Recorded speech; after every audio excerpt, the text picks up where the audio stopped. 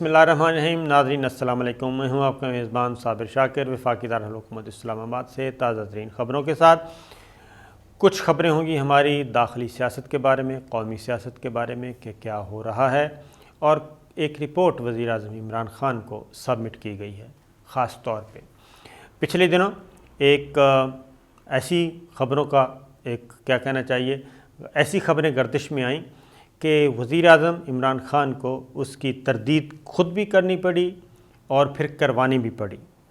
لیکن وہ خبریں کہاں سے آ رہی تھیں اور کون پھیلا رہا تھا، اس بارے میں وزیر اعظم عمران خان نے اپنے انٹیلیجنس اداروں کے ساتھ رابطہ کیا اور ان کو ہدایات دیں کہ ذرا پتہ تو کریں کہ یہ اس طرح کی خبریں کون چلا رہا ہے کہ وزیر اعظم نے یہ فیصلہ کر لیا، وزیر اعظم ہاؤس کے ذرائع سے یہ بات آ گئی سامنے، فلاں یہ ہو رہا ہے، وزیر اعظم آئندہ چند دنوں میں یہ کرنے والے ہیں۔ اس طرح کی خبریں کون پھیلا رہا ہے؟ یہ ایک رپورٹ سبمٹ کی گئی ہے پرائم منسٹر عمران خان کو، اور اس کے بعد انہوں نے کچھ اقدامات بھی اٹھائے ہیں، یہ بھی آپ سے شیئر کریں گے۔ اور کچھ خبر ایک ہے، وہ ہے انٹرنیشنل پولیٹکس کیسی جا رہی ہے، اور خاص طور پہ امریکہ جو ہے اس وقت وہ چائنا بھی اس کو دھمکیاں دے رہا ہے اور روس بھی دھمکیاں دے رہا ہے۔ نہ صرف دھمکیاں دے رہا ہے بلکہ اچھی خاصی غیر پارلیمانی زبان استعمال ہو رہی ہے، اور امریکہ کے نئے صدر ہیں جو بائیڈن، جو کہ روس کو بھی سبق سکھانا چاہتے تھے اور چائنا کو بھی سبق سکھانا چاہتے تھے، اور اپنی پالیسی کو ذرا سخت گیر کر رہے تھے، لیکن ہوا یہ کہ چین کے سفیر نے بھی امریکی وفد کو کافی سخت زبان استعمال کی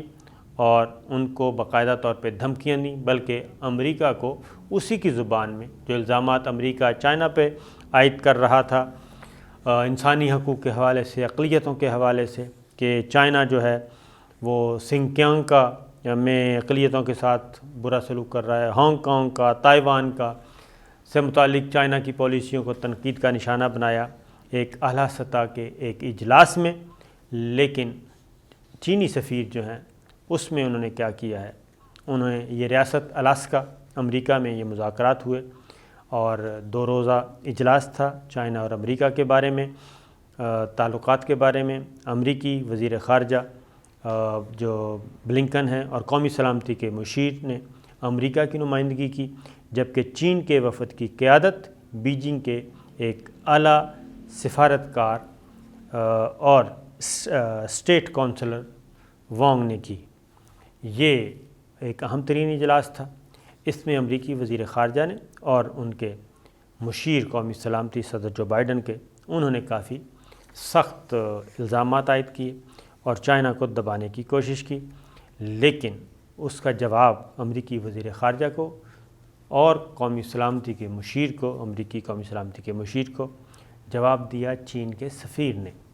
اور وہ بھی جواب تقریباً 15 منٹ تک انہوں نے امریکہ کو لتاڑا، اور امریکی وزیر خارجہ کو نہ صرف دو بدو ان کے الزامات کا جواب دیا، بلکہ انہوں نے کہا کہ امریکہ چائنا پہ اور دنیا کے دیگر ممالک کے کمزور ملکوں کو ٹارگٹ کرنے کے بجائے اور چائنا میں کیڑے نکالنے کے بجائے اپنے گریبان میں جھانکے اور وہ دیکھے کہ وہ اپنے ہاں اقلیتوں کے ساتھ کیا کر رہا ہے، اور اس نے کتنی جمہوریت کی جمہوریت قائم رکھی ہوئی ہے اپنے ملک میں، اور وہ اقلیتوں کے ساتھ کیا برتاؤ کر رہا ہے۔ خاص طور پہ انہوں نے امریکہ کی معاشی پالیسیوں اور خاص طور پہ جو سیاہ فام امریکیوں کے ساتھ، سیاہ فام باشندوں کے ساتھ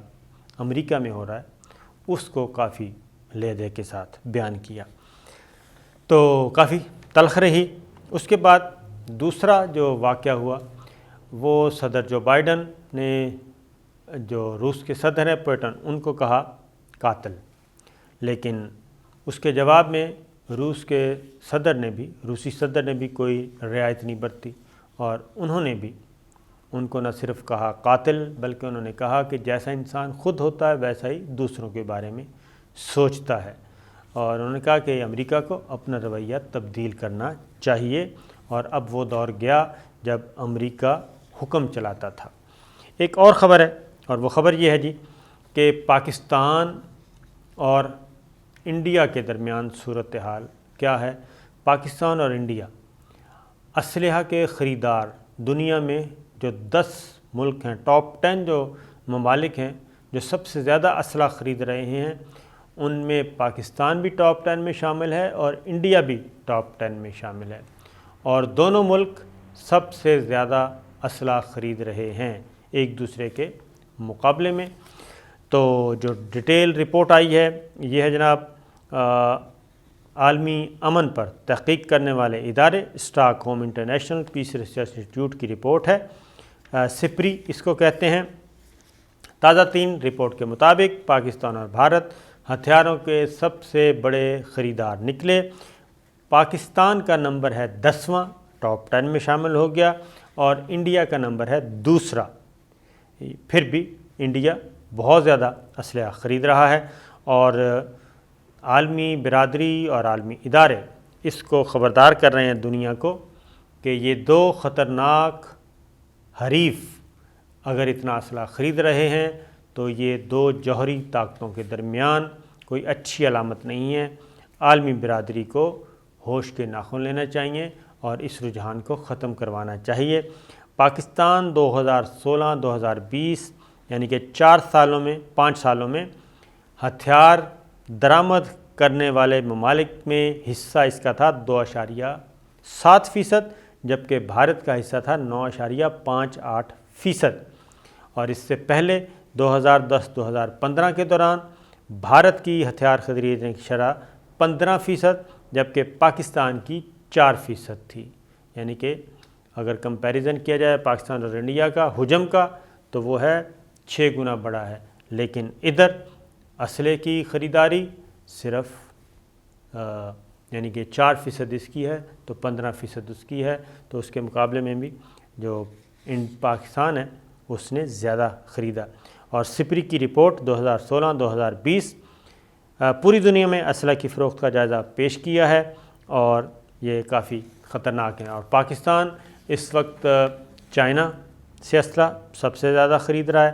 اور بھارت کا انحصار امریکہ پہ ہے، اور کچھ روس سے، لیکن روس سے بھی اس کو خریدنے کی اجازت نہیں دی جا رہی۔ امریکہ یہ کہہ رہا ہے کہ آپ ہمارے اتحادی ہیں تو پھر ہم سے ہی اسلحہ خریدیں، اپنی جیب ادھر ڈھیلی کریں۔ تو یہ تھیں کچھ خبریں انٹرنیشنل۔ اب آتے ہیں قومی سیاست۔ پچھلے دنوں خبریں چلیں کہ وزیر اعلیٰ عثمان بزدار کو تبدیل کیا جا رہا ہے، اور وزیر اعظم عمران خان نے فیصلہ کر لیا ہے، یہ خبر چلی۔ دوسری خبر چلی خیبر پختونخوا کے وزیر اعلیٰ کو بھی تبدیل کیا جا رہا ہے، اور یہ بھی فیصلہ وزیر اعظم عمران خان نے کیا ہے۔ تیسری خبر چلی کہ وزیر اعظم اپنے پرنسپل سیکرٹری اعظم خان کو بھی تبدیل کر رہے ہیں۔ چوتھی خبر یہ تھی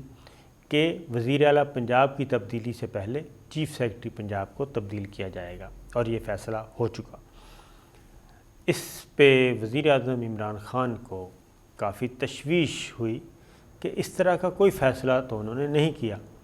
تو پھر یہ خبریں ان کے حوالے سے کیوں چلائی جا رہی ہیں اور کون چلا رہا ہے اور ان کے سورسز کیا ہیں۔ سب سے پہلے تو وزیر اعظم عمران خان نے اس کی تردید کروائی، پنجاب گورنمنٹ سے کروائی، فردوسہ شیخاوان آئیں، شہباز گل صاحب نے کی، شبلی فراز صاحب نے کی۔ اسی طریقے سے خیبر پختونخوا حکومت کی تبدیلی، وہ بھی وزیر اعلیٰ کی تبدیلی، اس کے بارے میں بھی خبریں چلوائیں گی۔ پھر وزیر اعظم نے یہ کہا کہ ذرا پتہ تو کریں کہ یہ سارا کچھ کون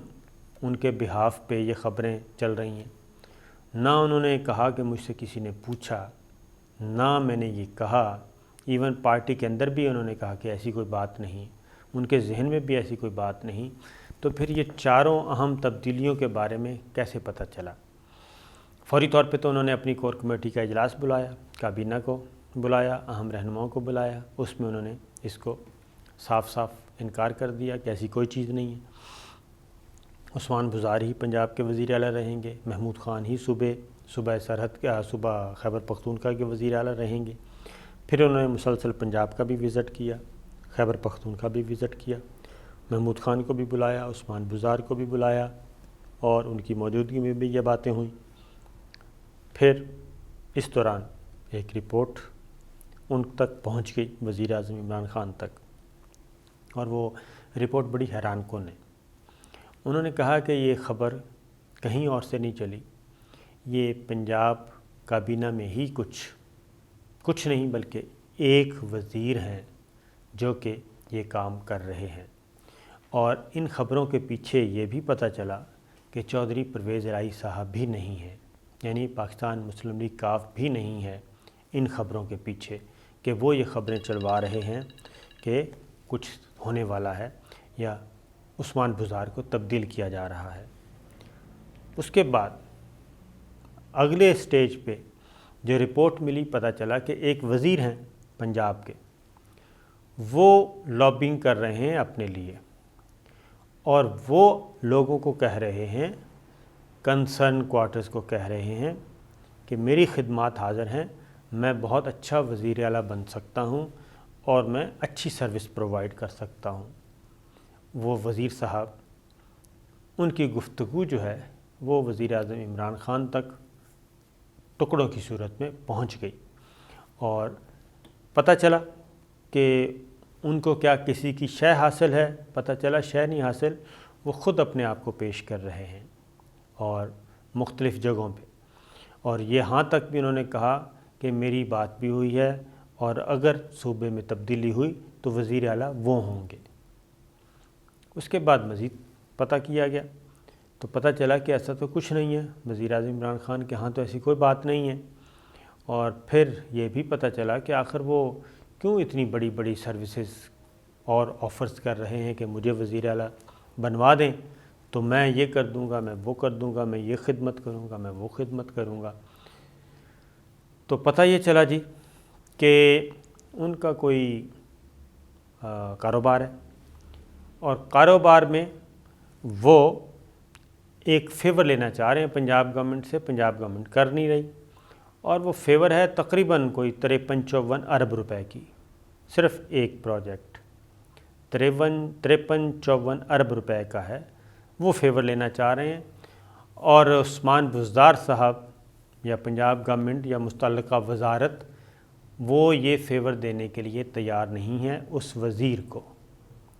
لہٰذا وہ چاہتے ہیں کہ بس ان کو بنا دیا جائے، اور سب سے پہلے وہ آ کے اپنی اس کاروبار میں جو فیور ان کو چاہیے، جو کہ موجودہ حکومت سے نہیں مل رہی، تو وہ خود ہی حاصل کر لیں گے، اور اس کے بعد پھر بندر بانٹ بھی کریں گے۔ اور پھر یہ بھی پتہ چلا کہ اس وزیر کے پیچھے بڑے بڑے کاروباری لوگ بھی موجود ہیں، بزنس ٹائکون جس کو کہتے ہیں، وہ بھی اس وزیر کے پیچھے ہیں، اور وہ بھی کہہ رہے ہیں کہ کنسورشیم اگر کچھ گڑبڑ کرنے کی ضرورت پیش ہوئی تو وہ بھی ہم حاضر ہیں، اور ہم بھی اپنے کوئی جتنے بھی کھوکھے ووکھے چاہیے ہوں گے وہ بھی ہم لگا دیں گے، تو پھر ہم سب مل کے یہ کریں گے۔ تو یہ ہے ایک معاملہ جو کہ وزیر اعظم تک پہنچا، اور وزیر اعظم نے اس کو مزید ری چیک کروایا، ری کنفرم کروایا کہ یہ صحیح ہے، تو پتہ چلا جی ہاں بالکل صحیح ہے، اور اس ایک خبر سے بہت زیادہ بدگمانیاں پیدا ہو چلی تھیں جو کہ ختم ہوئیں، اور اس وزیر کا اب بندوبست کس انداز میں کیا جائے گا یہ وزیر اعظم عمران خان فیصلہ کریں گے۔ ابھی تک انہوں نے اس بارے میں کسی سے شیئر نہیں کیا، البتہ اس رپورٹ کے بارے میں وہ ضرور بتا رہے ہیں کہ اصل ماجرا کیا تھا۔ تو یہ تھیں اب تک کی خبریں، اجازت دیجیے، اللہ حافظ۔